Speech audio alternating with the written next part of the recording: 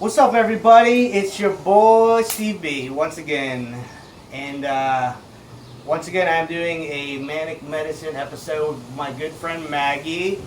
We are in what town are we in right now? Elwood City. I always forget what town we're in, even though I make it to the exit. Blah blah blah. But anyway, I like coming out here and doing these episodes with you. It's truly awesome. It is. We always have good conversations. I recently got out of the hospital. I know I did a video. I've done a couple videos since then, but I haven't done a manic medicine episode. And I wanted to talk about something that's been bugging me a lot lately, and that is my supports. And I'm not talking about my immediate family. I'm not talking about my parents and my brothers. I'm more talking about people who I thought were my friends, and that I know they're my friends, and I know they're my family, but you know, just because you like a couple of my videos on Facebook, like that's not enough. And maybe I'm being selfish, maybe I'm being childish, whatever, maybe I'm being needy, but you know, I feel like people are treating me differently now that I got out of the hospital. I feel like people are treating me like I was before I was in the hospital, because I was manic before, and people still think that I'm in that frame of mind, and I'm not. Like I'm better. I'm like almost 100% better. Like I'm a little up, but like I feel like I'm being pushed out by some people. Like do you feel like that ever from your experience? When I first got out of the hospital the first time, I had it in my mind that no one that knew me before when I was manic could have anything to do with my life, because I felt like if I tried to like reach out to them, they were just gonna be like, "Oh, she's crazy," and But that's the let me thing. off. You reach out to them. It's always, I know you, and you reach out to me all the time, and you're probably my biggest support. Like out of all of my friends, you're my biggest support, and like there's I need more people like that. And It's like, hard to find. I always reach out to people, and I try not to anticipate or expect them to reach out back to me, but it's hard because I do have depression and I do have psychosis, and some of the things that keep me from getting out or keep me from going back in is to keep myself busy. And yep, same here. if people reached out, then I wouldn't have these thoughts in my head that I was like worthless or like not worth Exactly. their time. Yeah, it's like I feel like I'm I'm not a burden. I feel like I'm like annoying. A bother, yeah, like I a feel nuisance. Like a nuisance. I feel like I'm literally annoying to people.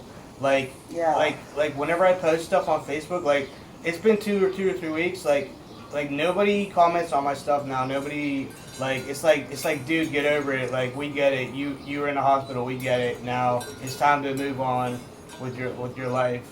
And not only that, but I feel like people gossip about me. Which they're probably not. No, I do think my immediate neighbors, I think, gossip very much, because they never. I go over to my mom's often because I'm working on my book and she has a computer and whatnot. So I'll go over there and I want to hang out with my neighbors. They are giving me the cold shoulder now. They don't want me to come around. They don't like this new person that I feel like that they don't like this new person that I've become, because I'm like finally able to act like myself, because I'm on the right medication now, and like I don't know, I just feel like I'm annoying to people, like they don't want me around. I don't know, maybe it's all in my head. I mean, I get vibes like that too, and it's hard not to like take it personally. And I think as far as supports go, you have to just count on the ones that you have, because I feel like I don't have very many either. And then I start counting them and I'm like, well, I got Drew, and that's my husband, and I have his family and my immediate family, and yeah, like friends are kind of fair weather, but they have like their own lives and stuff, so you have to like kind of understand like from their.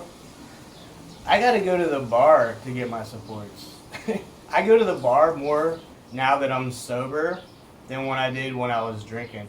And I just go and play pool, and I've earned my friends by playing pool.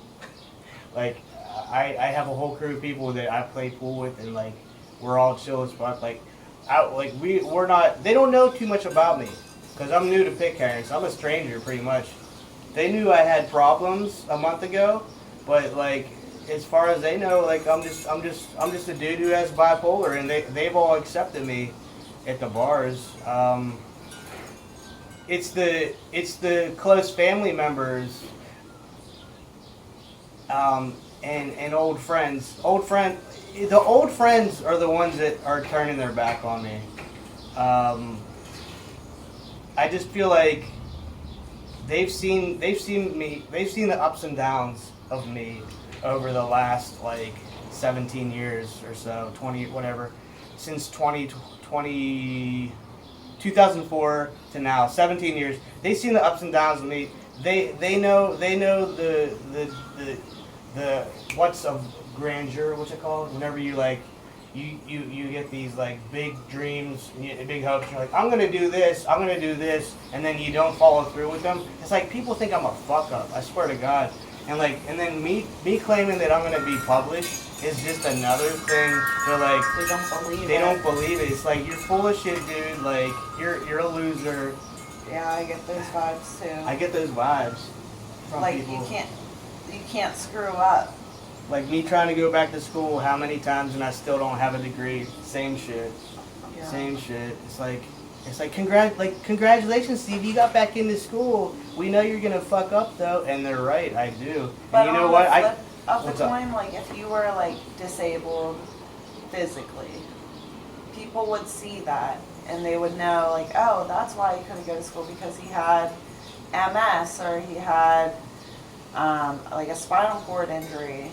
But you can't wear mental health on your sleeve, and people just don't understand. Like they just want you to be okay, and it's like, okay, well I can be okay most of the time as long as I'm on medication, as long as I'm going through therapy, whatever it is that keeps you okay, as long as you're doing that. But then if you mess up, it's all on you. Like it's like I had my neighbor, he was drug out here by a girlfriend and had a substance abuse problem, which I believe substance abuse problems are just undiagnosed mental disorders. Like, didn't have anyone out here, and she abandoned him, and then he goes back into his substance. Mm-hmm. And it's like, if you're not going to be there to support the people that you say you're going to support and make sure they're okay. Like, I have friends that have relapsed and have reached out to me and only me because they know that I'm not going to hold it against them. I'm going to expect them to do better tomorrow, but I'm going to understand that they're just human. And I just wish that people would give me the benefit of the doubt with my mental health. People always say, like, you know, if you're down, blah blah blah, like you're free to hit me up. But you know what though? I don't even bother. I don't even bother hitting people up because I know it's just gonna be like, why is he hitting me up? So I just don't do it. And like crying about it on social media, just makes you look worse. Like I'm ready to. Well, I'm not gonna stop making YouTube videos because this is what I do. But I'm ready to stop posting them because one of the reasons that I posted videos on Facebook is because I have no subs. I have no subscribers. And I know people watch my videos and I know that they don't subscribe because deep down they really don't give a fuck. Yeah. I have like thousands of views on my videos and I have like 31 subscribers. Like, and every single subscriber that I have, I've had to like basically beg strangers to sub me, and they do, and they probably don't. They might watch my videos. I don't know, but nobody on Facebook subs me. I know for a fact nobody does. They're tuning in, but they don't really give a shit. And I'm not the type of person that's gonna like put in my videos like, oh, make sure you sub too. Like, that's just not who I am. These videos are just like an outlet for me for the most part. But and maybe I'm begging for, you know, maybe I'm being needy and begging and like needing, like, it's a little pathetic. But there's tons of people that do the same shit that I do and like put their outlet like on social media, and like, I don't know, it's just what I do. And it could be such an important topic too. Yeah. To open a discussion about this sort of thing. Yeah. I wish people would interact more with my stuff, because I think that what I say is things that apply to everybody. Not just mental health, but this stuff applies to everybody. You know what I mean? Because you could find yourself in a mental health situation like your dog gets run over, and it might be just enough to set you over the edge. You know what I mean? Like, you need to know who your supports are that you can go to without having them turn their back on you. Yeah. And there's so many, like, this is another topic that I wanted to talk about, but we could come back to it if you want. I'd like to change the subject, actually. This is getting me upset. Well, I want people to know that there are resources out there for support if you don't have the support that you need. Yeah. There's like the crisis number, Yeah. which is like a huge one. And then there's also a crisis hotline for just veterans. And then there's women's shelters. There's the 211 number is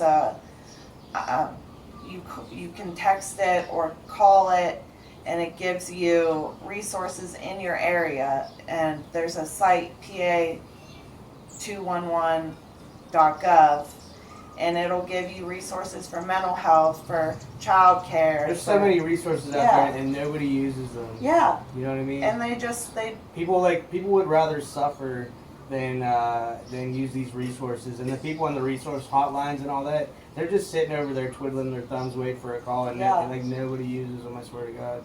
I've called.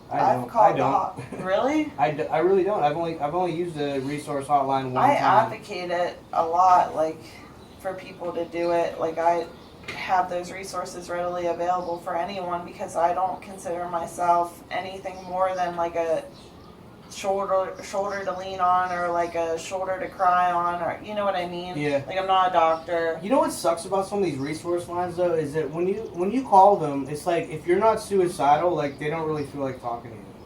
They don't take you seriously if you're not threatening to cut yourself, or, you know, feeling like too low to go on. I don't know. I have called them before and I just wanted to get information one time, and it's like, oh, well, do your fucking research online. That's what it feels like. They told me.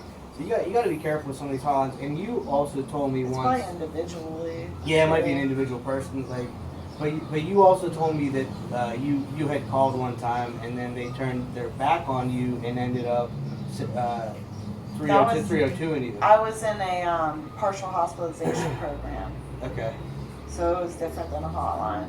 It's like a step between hospital and real life. So you like have to check in every day and talk about mindfulness, and we can talk about that in a different video, but mindfulness. Yeah. You always got to be mindful.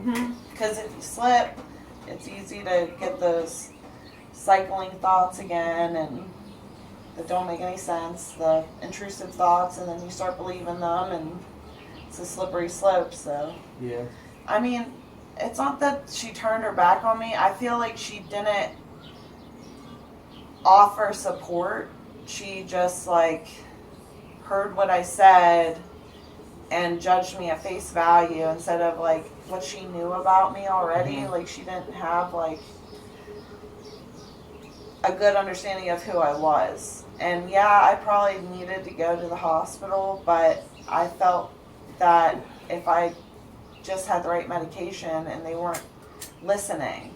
So that's another thing with supports, is if you don't find somebody that will listen, find someone else. If your doctor doesn't listen to you, find a new doctor. You can call your insurance. There's always a number on the back of the card that'll give you providers in your area. Go see another doctor, go see another therapist. Like, just keep trying, because if you feel like you're stuck and they're not helping you, they're probably not helping you. And you're wasting your time, you're wasting your stamina, and you're wasting like the best years of your life worrying about whether you're gonna kill yourself or like jump in front of a bus. So There's another topic. There's a topic I want to bring up, and it's motivation. Do you feel like you're more motivated to do things, maybe not creative things, but just like day to day, like cleaning and taking care of yourself. When you're up versus down, you feel like doing these things more, correct? Yeah.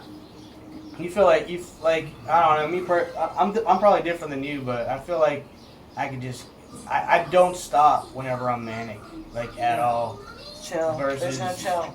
Versus when I'm over medicated, I won't do anything and I'll just stay in my apartment. You're like a zombie a little bit. Flipping through TikTok, flipping through social media. I don't do shit whenever I'm having low motivation. Yeah. And that was me for like 2 years. And you were on the wrong medication. I was on the wrong medication. And now I'm on the right medication. Because of your supports, your mom. My mom's the only reason I got a med change, actually. Because these doctors were not listening to me for 3 years, telling me, oh, well, the medication you're on is supposed to prevent all these things that you're talking about. And it's like, we know what we're talking about, Steve. We're the doctors, so I guess you just got to deal with it, Steve. No. Like, and that's what's they so don't stressful. listen to you. Yeah. They don't fucking listen Especially to you. in the hospital. Especially in the hospital. They think with the 5 minutes that they have with you, they know open and shut case. Like, they're just like. And it's just like they want to get through their patients. Mm-hmm. They don't really give a shit about you.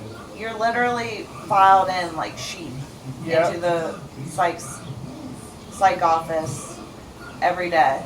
You're just another brick in the wall. And luckily there was a doctor on that Saturday that I got off, because usually there isn't one on the weekdays.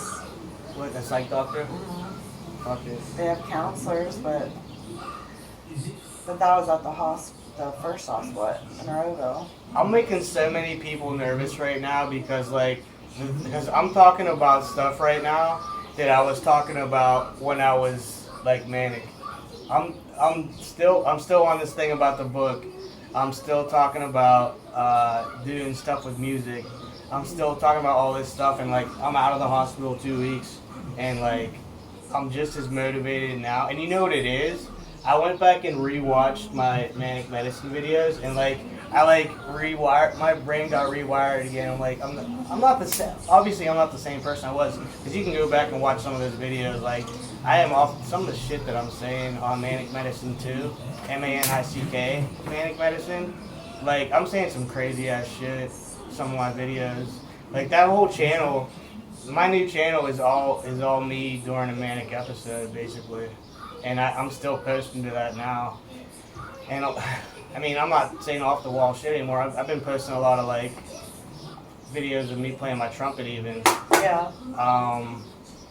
Because I'm just trying to document my whole damn life, and it can be very stressful because I play a persona a lot of the time. Steve B is not Steve Rollins. Steve B is Steve B, and Steve B, wants to be this like YouTuber influencer, and like I'm living the YouTube lifestyle, but like nobody's really watching. It's fucking hilarious. It's an oxymoron or something. It's like dude, like give it up. Fuck you. I can do whatever I want. I just feel like you just need to keep looking for people that are like gonna be like. I'm trying to find creative people in Pittsburgh, and it's very hard to do because so many people in Pittsburgh just want to focus on their teams and drinking alcohol. Everybody's a fucking alcoholic in Pittsburgh. It seems like. Well, you are only hanging out at bars. Yeah, you're true. Well, you know what though? I am starting to meet creative people. There are creative people in bars, but you won't see them. You'll see them one time, and you'll try to make a connection with them. And like, I don't know if you don't see them consistently, but there's creative people in like East Liberty. There's a group of people in East Liberty that I know through my old boss. My old boss is a rapper promoter from Lids. His name's Doughboy. He's a rapper, and I've been to his last 3 shows, and I'm trying to get to know all these people because those are the type of people that I want to, you know, make connections with. They're the creative people in Pittsburgh. Those are the people that are trying to uplift people like me and uplift creativity in Pittsburgh, and they just smoke a lot of weed. That's why, for now, especially when you're healing from being manic, it's probably better to just keep your circle small and like not like your tight knit circle. I have no circle at all. You have me, your mom, your dad, your brothers. Yeah. And your gay best friend. Yeah, my gay friend Mike. He's a cool dude too. So, you know, you can go, knowing that you can go out and talk to anybody and meet them, but for your immediate circle, like for my immediate circle on Facebook, for instance, I have like 43 friends by choice. Like You only have 43 friends. You kind of like rerouted your whole Facebook. You made a new Facebook, and you just picked and selected like the people you wanted to be friends with. Yeah, and I'm very selective about my friend requests. Like I leave people in the graveyard, even if I know them. Yeah. See, I purposely, not knowingly, but when I made a shit ton of friends when I was in IUP and stuff, like I had over 1,000 friends at one point. And my cousin told me once, she's like, why don't you go through these people and, you know, delete the ones that blah blah blah. You don't want them all knowing your business. And I was thinking to myself, you know what? One day it's gonna be a good thing that I have all these friends on there, and that's where my YouTube channel comes into play. There's more of an audience that can watch my YouTube channel, so that's. But at the same time, am I really getting that many views on YouTube? Not really. If I get over 100 views, that's like a good video for me. So, and I know it's not just Facebook people watching my videos.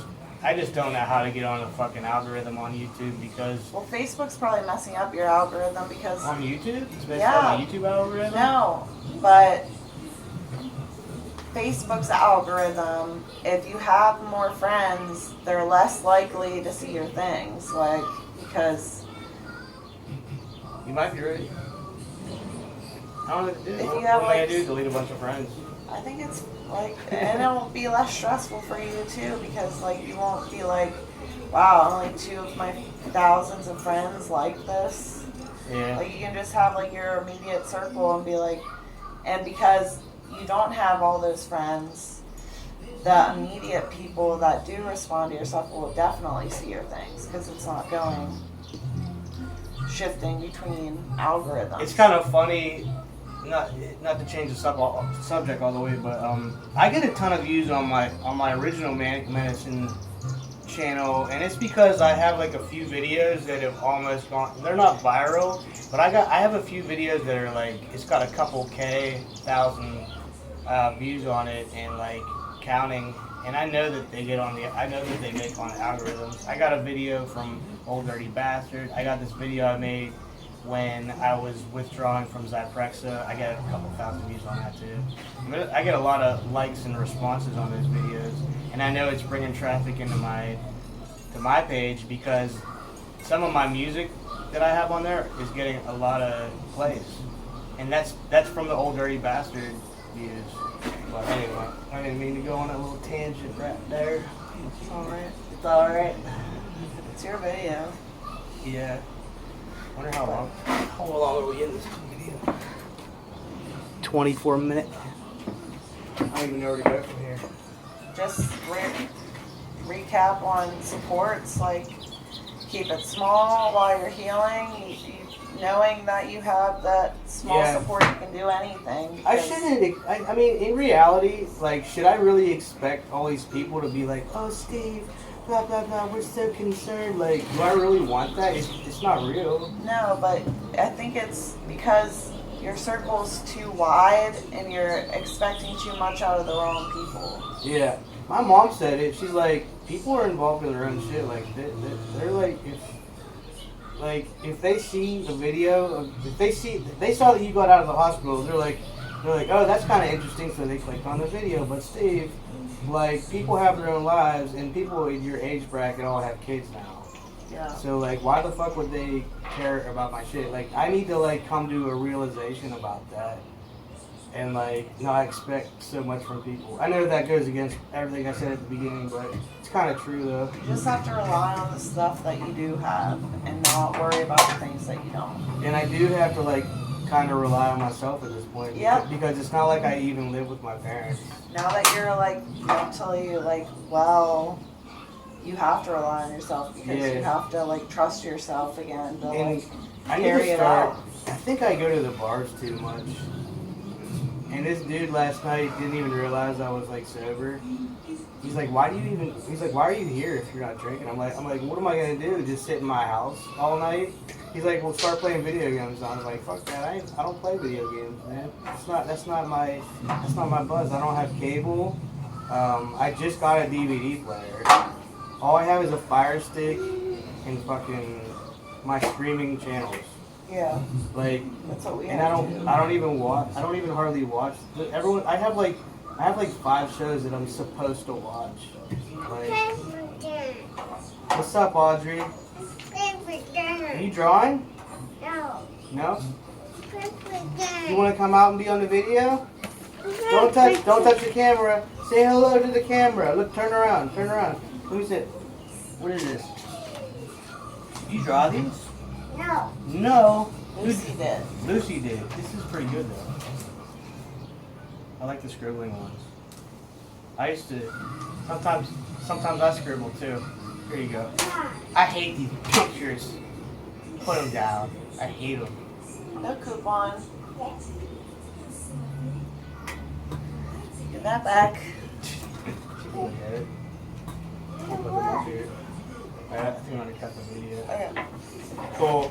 Well, everybody, find the supports.